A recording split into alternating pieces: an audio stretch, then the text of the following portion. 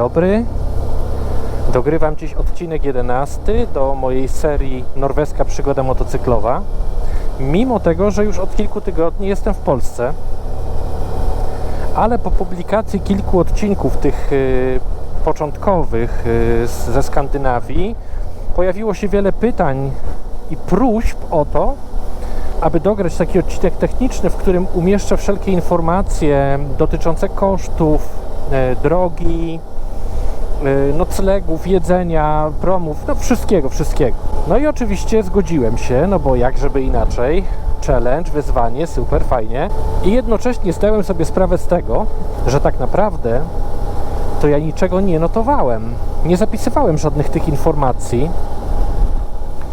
szczegółowych. Nie brałem paragonów przy tankowaniu, nie notowałem dziennych przebiegów, nie rejestrowałem nawet śladu trasy danego dnia. Miałem mniej więcej jakiś plan do pokonania danego dnia, ale to też się zmieniało, ponieważ gdzieś tam odjeżdżałem w jakąś boczną dróżkę, ulicę, drogę, która gdzieś tam prowadziła do czegoś, co mogło być ciekawe, co z głównej drogi zauważyłem, więc tych odnóg od dróg było sporo. No i oczywiście konsternacja, no bo skoro nie mam tych informacji, no to jak je przekazać, jak je zebrać? I tutaj z pomocą przyszła mi historia płatności z karty Revolut. Nawet o niej nie pomyślałem, ale okazało się, że w aplikacji telefonicznej i ogólnie na koncie Revolut są wszelkie płatności z miejscem, dokładną lokalizacją, z czasem, kiedy ta płatność została wykonana, no i oczywiście kwota. I na podstawie tej historii płatności i jednocześnie na podstawie gdzieś tam próby odtworzenia śladów tej trasy postanowiłem, że właśnie dzisiaj zrobię takie nagranie i zbiorę, oczywiście nie wszystko to, o co prosiliście, ale postaram się, aby tych informacji było możliwie jak najwięcej. Na pewno nie będzie dokładnego spalania, ponieważ no, tak jak powiedziałem, nie brałem paragonów przy tankowaniu, a tylko na paragonach miałem dokładną informację, ile zatankowałem. Bo przebieg dałoby się jakoś z tych śladów trasy, można byłoby wybrać, no ale niestety tego tankowania mam tylko kwoty, za ile zatankowałem danego dnia, a niestety nie mam przebiegów. To też jest w sumie bezużyteczna informacja, ponieważ spalanie zależy od motocykla, od drogi, którą wybierzecie, od ilości bagażu, od tego, czy jedziecie sami, czy z plecaczkiem, od opon, od stylu jazdy, od wszystkiego. To jest praktycznie, no, w jaki sposób odnieść to do własnych preferencji, czy tam do własnego stylu jazdy. No, to i w sumie przy tak małym motocyklu, jakim jechałem, to też te różnice w spalaniu będą rzędu kilkuset mililitrów. Ogólnie spalanie nie przekroczyło, średnie spalanie nie przekroczyło 4 litrów. Jak gdzieś tam przełączałem zegar, tutaj mam pierwszy trip i spalanie od tankowania do tankowania, potem drugi trip i spalanie na tym drugim tripie, czyli dziennym. Jak sobie to ustawiłem, przeglądałem, no to widziałem, że nawet w Norwegii, gdzie są te ograniczenia prędkości spore, no to widziałem nawet spalanie rzędu 3,3, czasem 3,5, bardzo rzadko 3,6, ale tak jak powiedziałem, ja tego nie rejestrowałem, nie kontrolowałem tego jakoś szczegółowo, dlatego jest tyle, co mi się przewinęło. Ja myślę, że spróbuję tutaj gdzieś zawrócić i tam widziałem w lesie takie miejsce, gdzie sobie zaparkuję i nagram na spokojnie już wszystko to, co udało mi się zebrać. Zatem do usłyszenia za chwilę. No to jestem już w uroczym miejscu. W sumie niedaleko drogi, więc pewnie co jakiś czas będzie słychać przejeżdżający samochód. No ale mam mikrofon krawatowy, więc możliwe, że jakoś tam się uda to wyeliminować i będziecie mnie dobrze słyszeli. Mam nadzieję, że nie będzie sytuacji takiej, że nagram coś i potem się okaże, że wszystko jest do wyrzucenia. Zatem całkowity dystans pokonany podczas mojej podróży do Norwegii to było 6400 km, z czego na kołach pokonałem 5600, ponieważ 800 km to były promy. Ilość dni, cała podróż zajęła mi dokładnie 11 dni. Można byłoby pomyśleć, że 11 dni i tyle kilometrów. Jak widzieliście już na filmach, 2 dni, dzień trzeci, dzień ostatni to były takie bardzo długie dni. Trzeciego dnia z racji dnia polarnego i problemów w Kirunie na kempingu, na którym po prostu nie było wystarczającej ilości miejsc, ponieważ tam była czerwona strefa covidowa i tak dalej. Z racji tego po prostu pojechałem dalej i były ku temu warunki i nocowałem. Dojechałem w sumie w nocy. To był dzień polarny, czyli było jasno, ale dojechałem w nocy w okolice Narvik i tam nocowałem w hytce. Zresztą co było widać.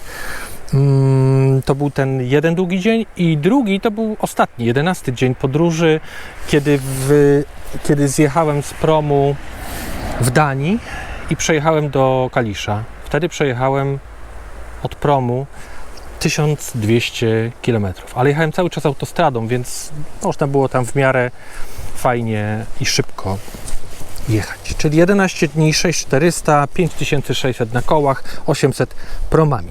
Motocykl to ten, który tutaj widać, mam nadzieję, że dobrze widać, to jest Suzuki V-Strom z 2011, model ten tak zwany poliftowy, czyli rocznik modelu to jest 2012, 650 pojemności.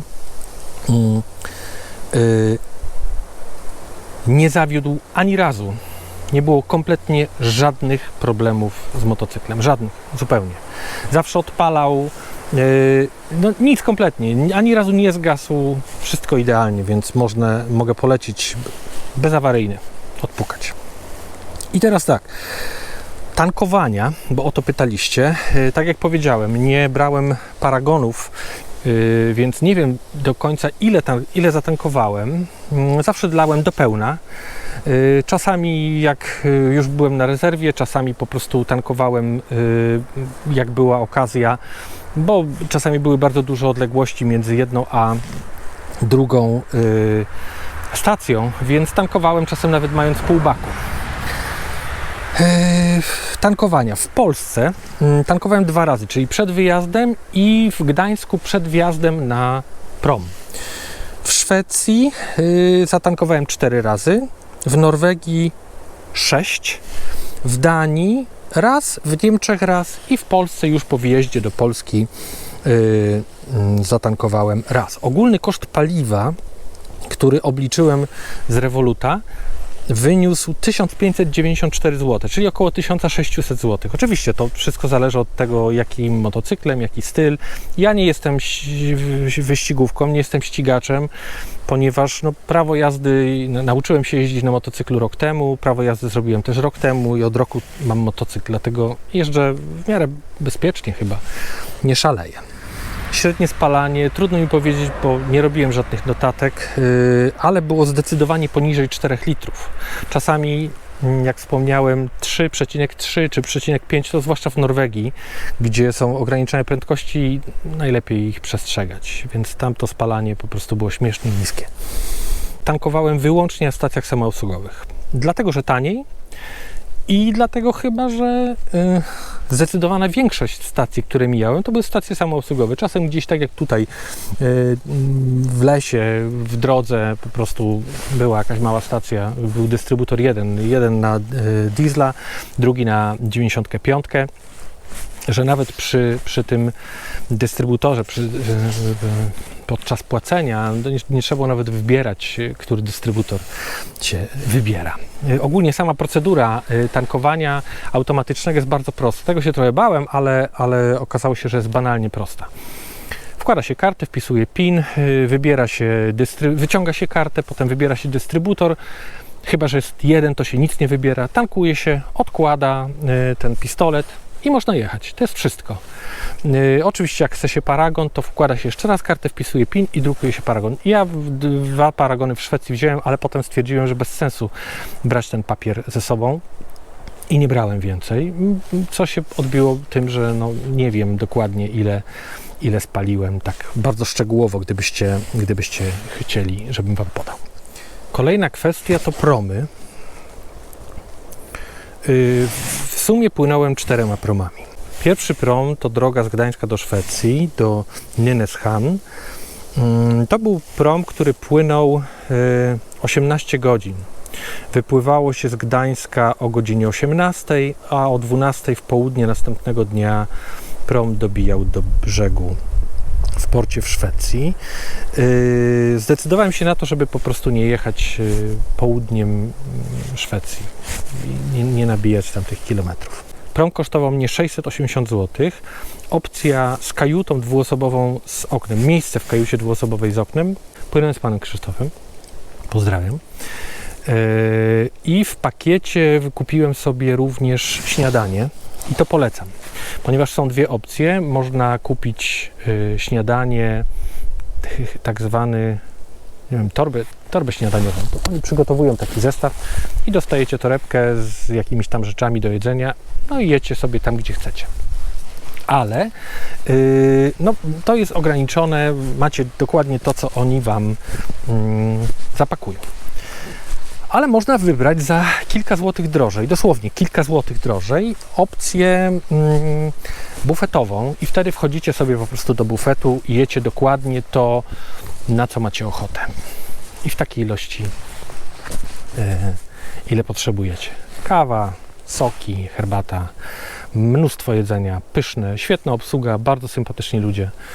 Więc polecam te opcje. I oczywiście polecam również kupowanie biletu w opcji środa-czwartek. Jeżeli płyniecie Polferis, bo ja płynąłem Polferis promem Wawel, to jest stary prom chyba 40-letni, no więc w połączeniu z silnikami diesla on bardzo rezonuje, więc jeśli ktoś jest wrażliwy na wysokość dźwięku jednostajną, to warto, aby się zaopatrzył na noc w dobre stopery.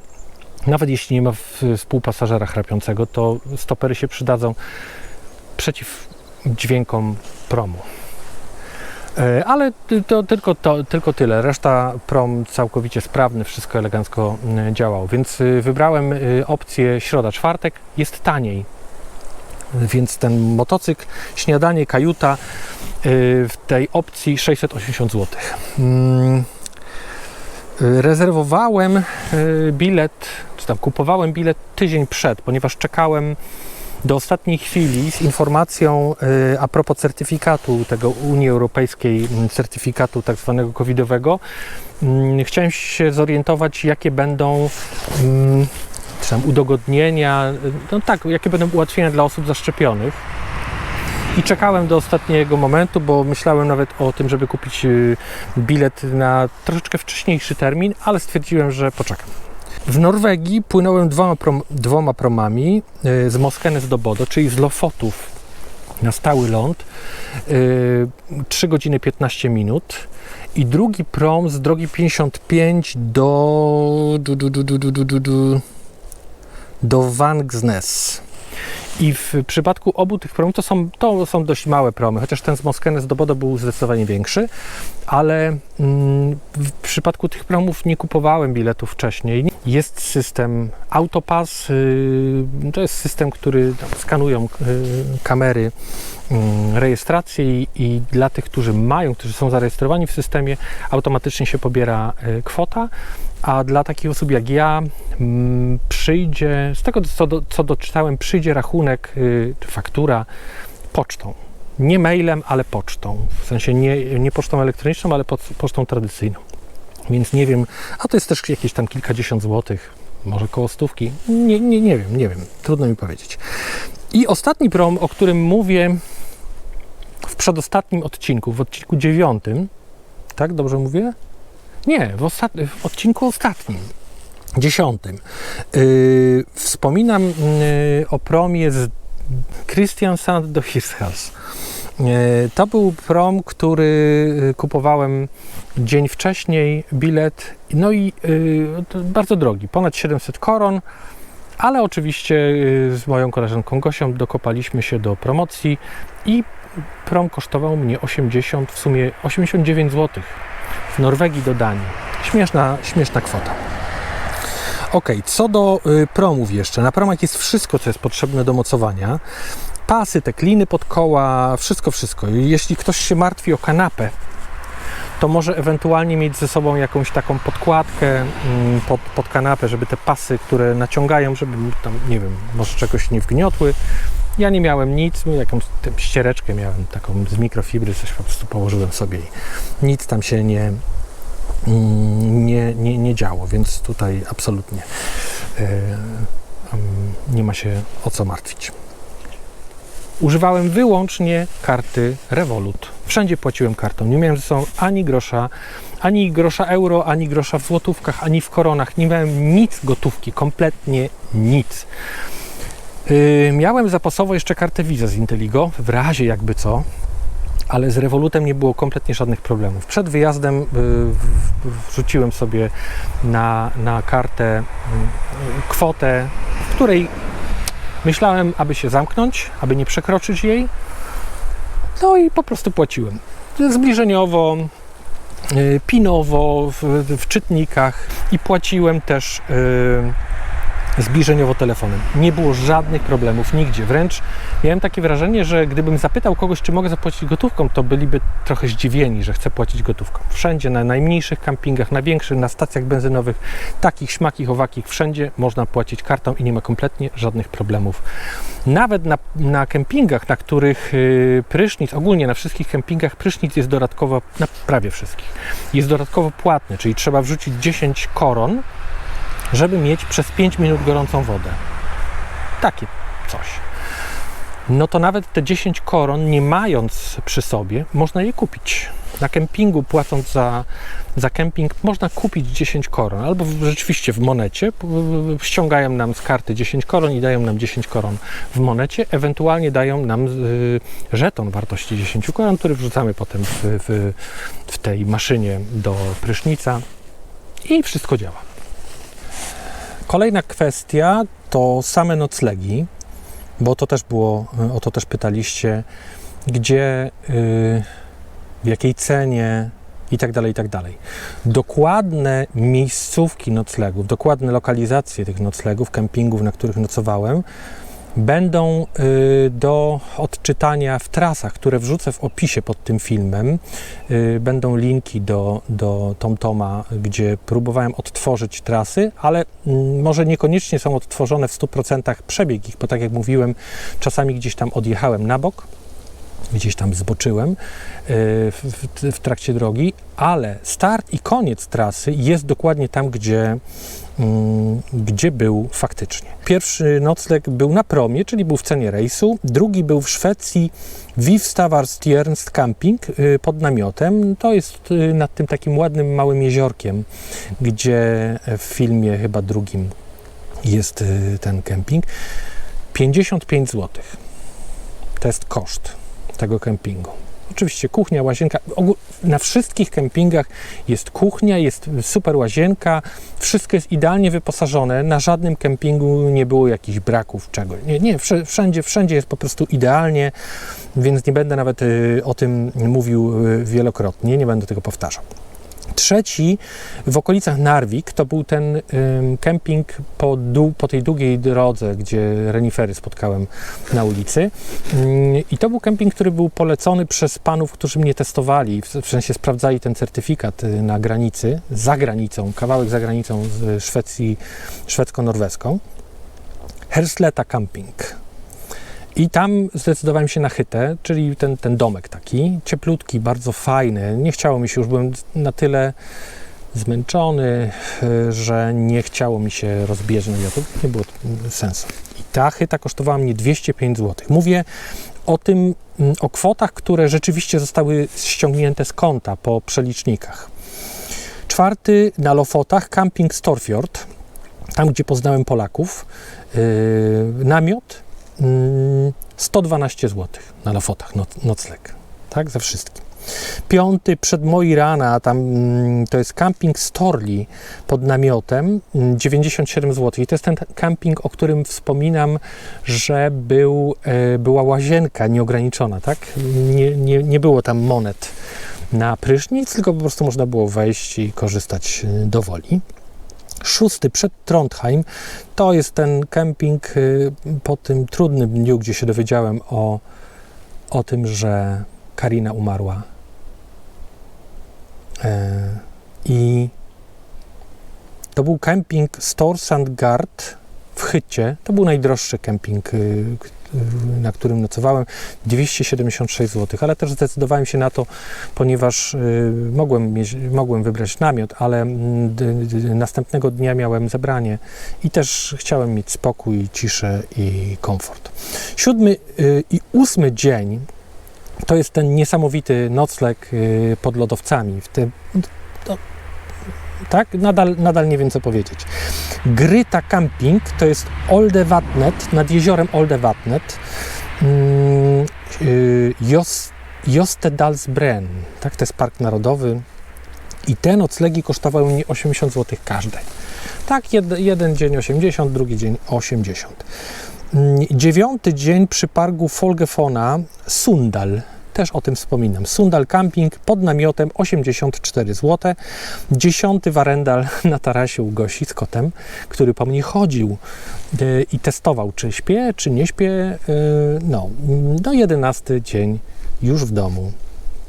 Ogólny koszt noclegów, według tego, co tutaj mam podliczone, 989 zł, czyli w okolicach 1000 zł te noclegi, o których powiedziałem. Kolejna kwestia to sprzęt, którego używałem.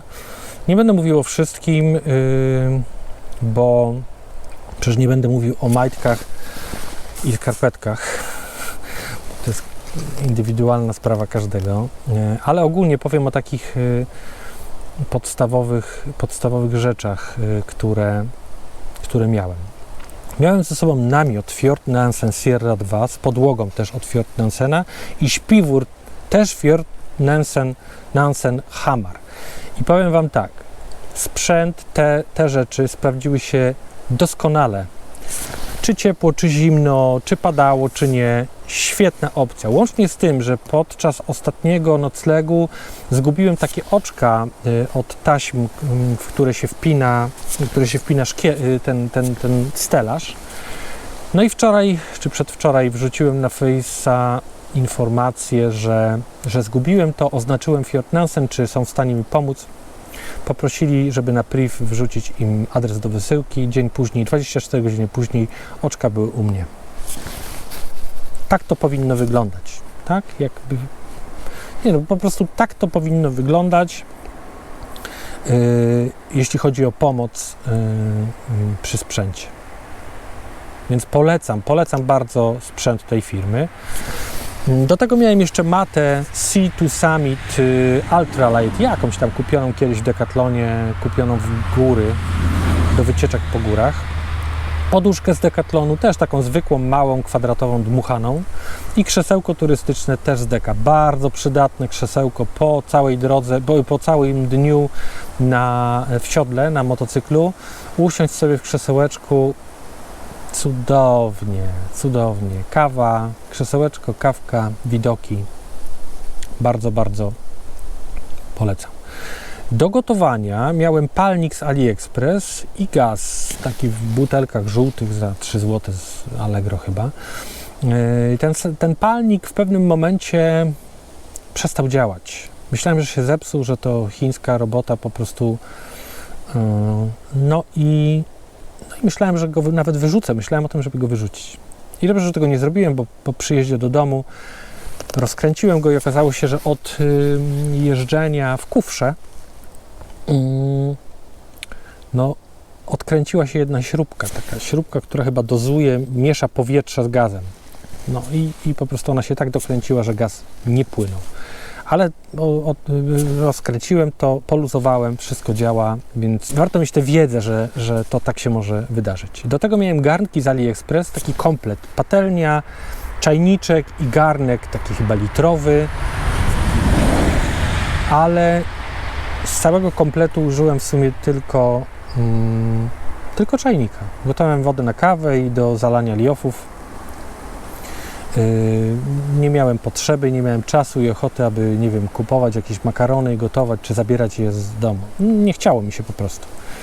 Miałem zestaw kilku liofów z Trek & Eat. Bardzo dobre smaki. Bardzo, bardzo to jest dobre. Jakieś tam chili con carne, jakiś tam makaron z łososiem, kuskus z kurczakiem, coś tam. Fajne rzeczy. A to też kwestia indywidualnych smaków. Co komu smakuje, co komu pasuje. Do kawy miałem ze sobą taki Aeropress. Jeżeli ktoś parzy kawę, to wie, o czym mówię. Aeropress, takie urządzenie, taka strzykawka plastikowa. Aeropress w wersji Go. To jest troszeczkę mniejszy od normalnego i do tego ma taki jakby pokrowiec na filterki, na kilka filtrów. Aha, no i rzecz najważniejsza, którą ze sobą miałem, tak, to była rzecz najważniejsza. Tuż przed wyjazdem kupiłem worek na wodę z firmy MSR Dromedary, chyba Dromedary się pisze, 6-litrowy. To jest taki materiałowy z takimi jakby sznurami, taśmami, że można to przymocować do bagażu jakimiś karabinkami. Petarda. To było coś, co dawało mi poczucie bezpieczeństwa, że mam ze sobą wodę do picia. Wszystkie bagaże, wszystko, co ze sobą miałem zapakowane w sumie w 3 miejscach. Kufer Schad SH58X to jest taki kufer. Ja nie będę tego pokazywał, bo każdy, kto będzie chciał, to sobie wyszpera w internecie i zobaczy mnóstwo zdjęć. Zresztą na niektórych odcinkach widać dokładnie, jak wyglądają te bagaże. Zatem kufer SH58X, to jest taki powiększany kufer z torbą wewnętrzną. Do tego miałem rollback Givi 60-litrowy, całkowicie nieprzemakalny, zawijany taki od góry. I trzecia rzecz to tankbag, też Givi, chyba jakiś taki 20, może nawet nie 20-litrowy, mniejszy, powiększany. W nim miałem całą elektronikę, taką drobnicę w kufrze, sprzęt do gotowania, sprzęt do motocykla, jakieś przeciwdeszczówki, takie rzeczy, do których dostęp muszę mieć natychmiast.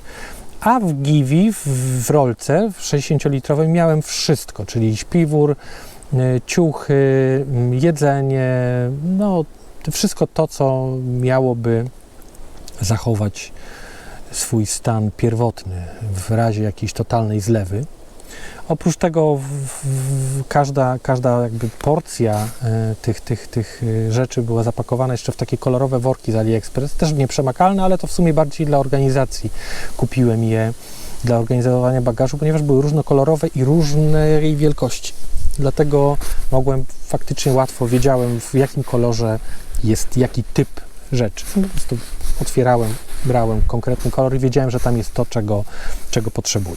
Aha, no i na całość, na rolce miałem przymocowany namiot Fjordnausen Sierra 2 Comfort pod taką siateczką, też kupioną na AliExpress. Zresztą bardzo dużo rzeczy kupiłem na AliExpress. Ten uchwyt do GoPro na kierownicy, no masę rzeczy. Z rzeczy, których nie użyłem, to też może być przydatne, Przedłużacz z trójnikiem. Kupiłem przedłużacz i trójnik w Ikei, wziąłem to ze sobą i nie użyłem. Nie było takiej potrzeby, ponieważ miałem cały czas podpięty powerbank podczas jeżdżenia do ładowania i w sumie nigdy go nie rozładowałem nawet do połowy. A jak miałem nocek w Chytach wykupiony, to tam były kontakty, więc można było spokojnie z tego skorzystać. Podpinki i membrana. Podpinki i membrany do kurtki. Mam zestaw, tak jak widać na sobie, Rebel Horn Hardy 2 i spodnie i kurtkę i do tego mam podpinki i takie warstwy ocieplające. I w sumie to przejechało ze mną od domu na północ i z północy na południe do domu, nieużyte ani razu. Nie było takiej potrzeby. Mimo tego, że gdzieś tam temperatura spadała do 12-13 stopni, to bardziej mi się opłacało założyć na górę kurtkę nieprzemakalną, taką przeciwdeszczową kurtkę, też Rebel Horna, jakaś taka najtańsza, Rain czy coś tam, taka cerata gumowa, duszna jak czort, ale też wiatroodporna i to było fajne, bo w każdej chwili można to było bardzo szybko zdjąć, a nie kręcić z tą membraną, wpinać, wypinać. Zamieszanie byłoby totalne, dlatego nie decydowałem się w ogóle na podpięcie i jakbym jechał jeszcze raz w tym okresie, to raczej wziąłbym ze sobą membrany, ale już bez podpinek. Membrany mogłyby się przydać, bo gdybyśmy trafili na naprawdę słabą pogodę, to może warto byłoby cały czas te membrany mieć wpięte. No i automatycznie nie użyłem też ciepłych rękawic z membraną, no bo handbary, które mam, w zupełności ochroniły moje dłonie i rękawice letnie. Nie było mi zimno, rękawice nie zmokły. No i kominiarka. Ja w sumie kominiarkę mam ze sobą, kiedyś dostałem w jakimś gratisie do zakupu, nie wiem czy kasku, nie pamiętam. No, ale nie użyłem tego w sumie nigdy. Jakoś wolę tą dekatlonowską, zdjąłem już teraz ją, ale tą chustę taką, jak mam otwarty wizjer i wiatr wieje, to żeby mi w skórę tutaj nie uderzał. Wolę zdecydowanie to. Kolejną ważną kwestią są dokumenty, które ze sobą miałem. Miałem ze sobą kartę EKUS, to jest ta Europejska Karta Ubezpieczenia Zdrowotnego, którą się zamawia na ZUS-ie, na stronie ZUS-u i przysyłają tam po kilku dniach. Warto to mieć. Do tego miałem dowód osobisty, kartę płatniczą, 2 karty. Revolut, której używałem i na wszelki wypadek wizę Inteligo. Prawo jazdy, dowód rejestracyjny plus OC, ubezpieczenie podróżne wykupione w PZU, assistance na motocykl wykupiony w PZU, instrukcję motocykla, certyfikat covidowy, ten EU,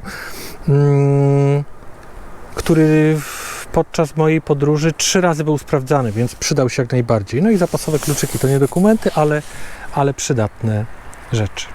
Wszystkie dokumenty miałem skserowane w 2 egzemplarzach. Jeden miałem w tankbagu, drugi miałem chyba w kufrze i oprócz tego skany gdzieś w chmurze, w razie jakby co.